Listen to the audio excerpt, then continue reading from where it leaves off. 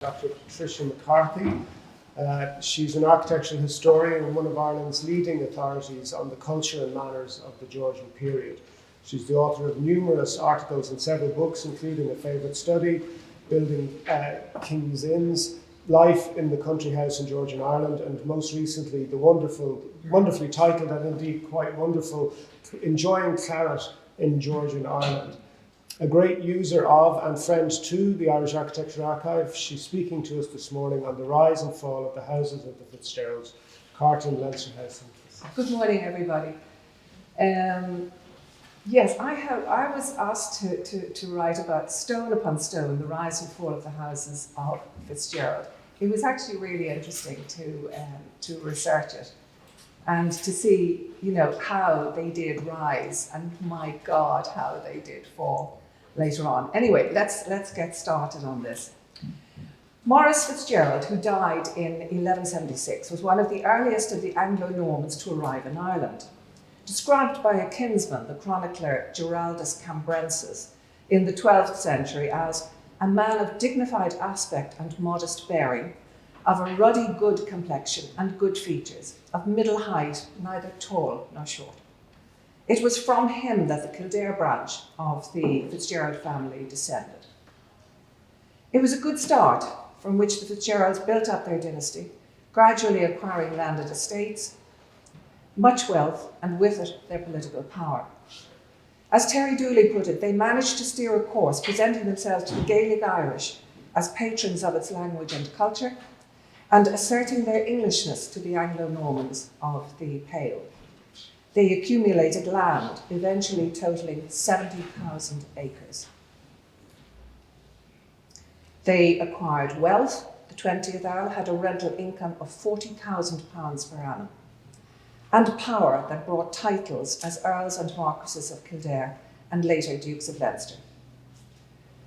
In 1739, the 19th Earl of Kildare purchased the Carton estate and immediately engaged the architect Richard Castle to remodel the house into a Palladian mansion.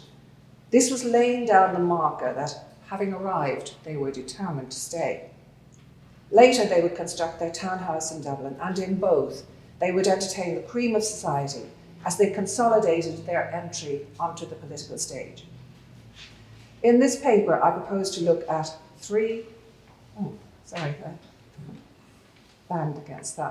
I propose to look at their three main properties: Carton, County Kildare, Kildare, later Leinster House in Dublin, and Frascati in Blackrock, County Dublin. Each of these residences played a different role in the lives of the Fitzgerald family. So I'm starting with Carton. Carton House and Domain was located on the old turnpike road from Dublin to Galway, about 18 miles from Dublin. In purchasing the estate in 1739, the Fitzgeralds looked back to the 12th century, when the manor of Maynooth was granted to Maurice Fitzgerald, who became Lord of Maynooth, and Carton was part of that. In 1603, Gerald, the 14th Earl of Kildare, granted the lease of Carton to Sir William Talbot, who built the original house there. In 1691, when Richard Talbot, Earl of Tyrconnell and supporter of James II, died, his lands were attainted, forfeited to the Crown, and later auctioned. In the Book of Forfeited Estates, Carton was described as a very fine house with convenient offices and fine gardens with meadow and pasture. In 1703, the estate was purchased by Sir Richard Inglesby for £1,800. And on his death in 1712, his son Henry, who was a farmer, inherited it and enthusiastically set about stocking the estate with trees, plants, and a large stock of cotton. Carton returned to the Fitzgerald family when, in 1739, after the death of Henry Inglesby, Robert, the 19th Earl of Kildare, repurchased the lease for £8,000 with the aim of establishing it as the country seat of the Fitzgeralds, located so conveniently to Dublin. The view of Carton House by William van der Hagen. You can see the plan of the original house and its environment was very much of its time. It was laid out in a sort of a Dutch style with a canal with straight avenues emanating from the house, and everything was absolutely in order. And laid out beautifully. This was a view in 1738, so it was just before it was purchased. It had been very well kept by the Inglesbys. Richard Castle, the foremost architect in Ireland at the time, was commissioned by the Earl to extend the main block of the house, remove the OG domes, which you can see at the back of the house there. I'm not sure if they go across other parts of it because it's hard to see sometimes. And create a Palladian facade linked to open colonnades, where there you can see they're not colonnades, it seems to be a wall with a doorway in it attached to the two wings.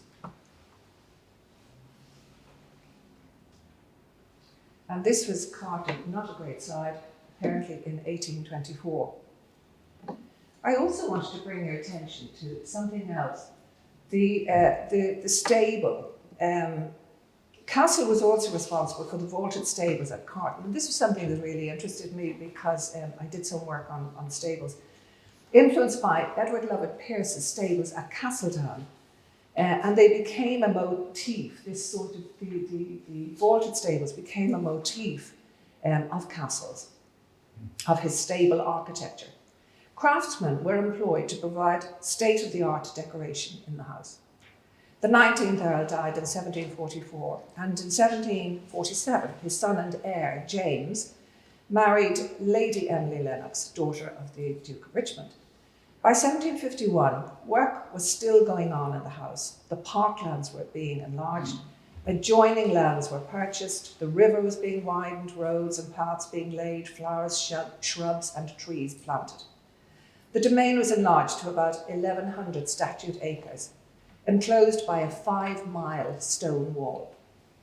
Both James and Emily were totally involved with the design of the grounds, familiarising themselves with similar landscape and development and design in England. It was a labour of love and one that they really thoroughly enjoyed.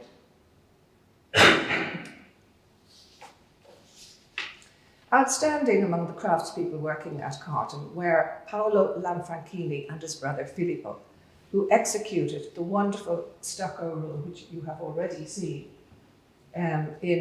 stucco work in the ceiling and walls of what used to be the dining room in Carton from 1739. Carton became the family home, much loved by those who lived in it and admired by those who visited. And quite a crowd lived there. James and Emily had 19 children, plus servants.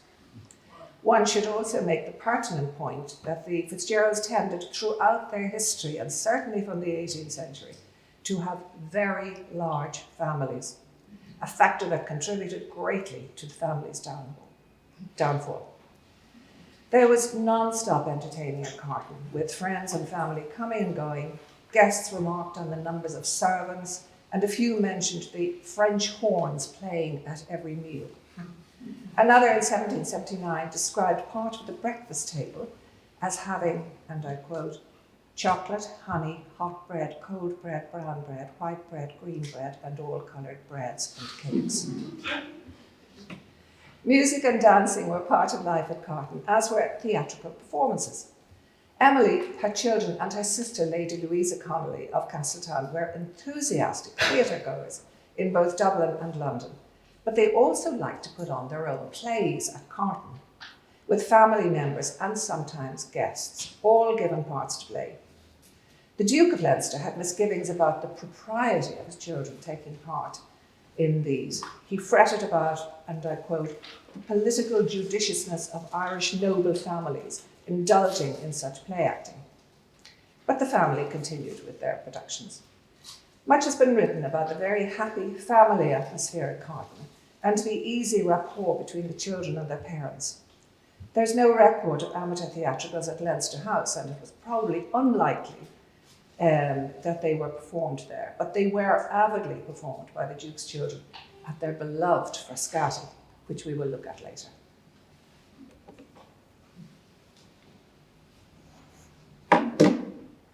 Now we move to Leinster House. In 1744, James, now the 20th Earl of Kildare, took his late father's seat in the Irish House of Lords as the premier Earl in Ireland. Later, in 1761, becoming Marquess of Kildare, and in 1766, Duke of Leinster.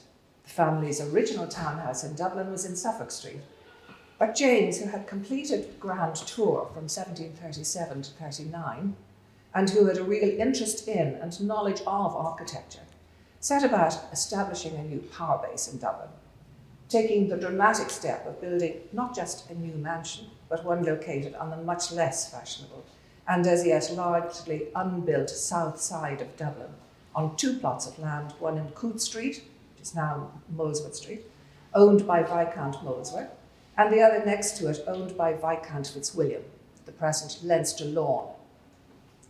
His response to criticism of the site was apparently, "They will follow me wherever I go," and of course they did. Graciously, Viscount Molesworth changed the name of the street to Kildare Street. Again, Richard Castle was called upon to draw up plans for what was described by the artist James Moulton as the most stately private edifice in the city, enjoying in the tumult of a noisy metropolis all the retirement of the country. And we're very lucky to have the plans here in the Irish Architectural Archive. The foundation stone of Kildare House was laid in 1745. And this is a rogue's drawing of Kildare House. You can see it there for yourself with the large frontage and the forecourt. It was not until 1753 approximately that James and Emily were able to move into Kildare House. Christine Casey has made the point that the plan and dimensions of the house relate directly to those of Castletown, County Kildare, built for Speaker Connolly in the 1720s. As Edward Lovett Pearce was involved with the building of Castletown, it's likely that Castle was too. The house had a protected building history, not least because of the sudden death of Castle at Carton in 1751. However, work on interiors continued during the 1750s to Isaac Ware's designs, but the large picture gallery on the first floor remained an empty shell, only completed by the second Duke to designs by the architect James Wyatt in 1775. Once James was created Duke of Leinster in 1766, the house, of course, became known as Leinster House. No expense was spared in its decoration and its furnishing. Various family members on Emily's side offered their suggestions regarding decoration and choice of architect on Castle's death. Isaac Ware was possibly proposed by Henry Fox, Emily's brother-in-law. Emily had very definite ideas, I should stress that, about what she wanted here and at Carton. And she was hugely extravagant, spending vast amount of money on fabrics, china and furnishings from both houses. And her husband, after some mild protest, usually gave in. She was in full agreement with Lady Duncannon in 1757, who commented that everybody in Ireland spend all they have in eating and drinking and have no notion of any other sort of comforts in life. They don't care whether their houses or anything in them is fit to receive company, provided they can stuff them, that's enough. Well, stuffing them with food and with wine, claret. Sadly, there was much truth in that. In the middle of the century, when no gentleman considered himself hospitable unless he provided huge dinners and large quantities of claret for his guests. But both James and his father did care about how they were perceived. Both were happy to spend vast amounts of money on silverware, his father commissioning a silver wine cooler in 1727, and he, in the 1740s, commissioned the famous Leinster service from George Wicks. The dinner service by George Wicks of London, which cost about £4,000 at the time. It was sold at auction a number of years ago in Christie's for over £2 million. And then an account of a ball at Leinster House, hosted by the second Duke in 1782. It's just about the only time I was able to access, and maybe now in Castletown, in the archives there's more about it, that people describe what it was like to go to a ball or a big function in a place like Leinster House. And it reminded me too of hearing about functions in other houses in Dublin at around about the same time, that they would invite everybody, and I mean, of their own class, of course. So everybody squashed in, and there were remarks about women's dresses getting creased and all of this sort of thing. So it was interesting just to find this, an account of a ball in 1782 at Leinster House from the diary of a Mrs. Lucy Goddard, which is quite a spot. Went with Miss Gast to Leinster House, where, except for 1 hour that we sat up in a cold upper room, not being able to live in the dreadful crowd below, we stayed, not being able to get out sooner without danger of losing our lives, till 2:30 in the morning in the most uncomfortable crowd that ever was. So how they operated invitations, acceptances, anything like that, or numbers, did they control numbers, or did just anybody and everybody come? I'm not too sure. Anyway, it was not a good experience for this woman. Leinster House was not so much a family home as their Dublin base, used for social and political purposes, and to where Emily would retire to give birth to her numerous children and to receive visitors during the month following each birth. Moving on then to Frascati. The house belonged to Provost Healy Hutchinson of Trinity College, Dublin, and sold by him to the Fitzgeralds in the 1750s. Referred to as a bathing lodge, the house stood well back from the road amid acres of woodland and parkland, and had a stream running through it. Its gate was located approximately where the entrance to the Blackrock shopping centre is now, and stretched back as far as Sydney Avenue, so it was a fairly large piece of land. Emily had it clad in Portland stone. She added 2 wings to it in 1766, and bow windows which allowed views of Dublin Bay and the mountains. She planned to invite Rousseau to come to Ireland as her children's tutor, but that came to nothing. Instead, she found Mr. William Ogilvy, who after the death of the Duke in 1733 became her husband. And I happened upon what I thought was quite an amusing piece, really. I can't even remember where it was. But it was, Emily was at Leinster House entertaining Lady Leitrim. She was probably recovering from a birth, when the groom of the chamber announced the arrival of the new tutor, Ogilvy, to take up his post. When the butler inquired of Emily if Ogilvy was to have wax candles or tallow, big difference between the two, she hesitated and said, "Wait, we'll see a little later. Give him tallow candles to begin with." Well, we know he got more than tallow candles from her. Described as a shy, rather ungainly man, Ogilvy believed that children were sensible, immature people, and he had an excellent rapport with them. He organised a strict regime for them at Frascati that included early morning bathing before 6 a.m. in the sea, lots of sports, playing and working in the fields and gardens, as well as schoolwork. The sea air was deemed good for children's health compared to smog in Dublin. The children, with staff, looked after the welfare of their animals and poultry and dressed for dinner at 3 p.m. daily. There was a large staff that included a French tutor for language learning and a drawing master. Their Aunt Louisa in the summer rented a house nearby, and their mother was a frequent visitor. Here they put on their own theatricals to which the family were invited to attend.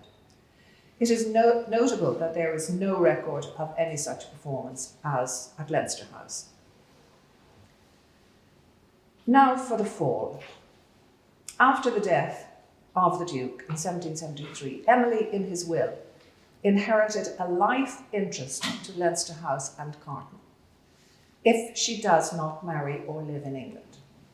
She surrendered her right to both houses in exchange for Frascati for the sum of approximately £40,000, before revealing that she had married Mr. Ogilvy, which she did about 9 months after her husband's death. In fact, the last baby born to Emily while her husband was alive was given a title, as with all of her husband's children, but it was in fact Ogilvy's natural child.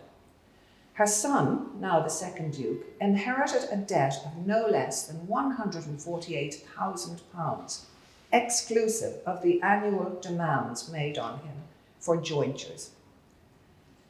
In his book, The Pursuit of the Heiress, Anthony Malcolmson gives a sobering account of the amounts involved. For example, £3,000 per annum to a grandmother who lived another 7 years, £4,000 per annum to his mother, plus the life interest in Leinster House and Carton, which accounts for her reticence in admitting her marriage to Ogilvy. Obviously, her late husband knew nothing about her affair with him. The result was that her son, the second Duke, had, it was reckoned, about £7,000 per annum to live on, or less. However, he did marry a fairly rich heiress, Amelia, the sole heir to Lord St. George Usher, which eased the situation somewhat. The new Duke was determined to have Carton and was happy to pay his mother for her interest in the estate.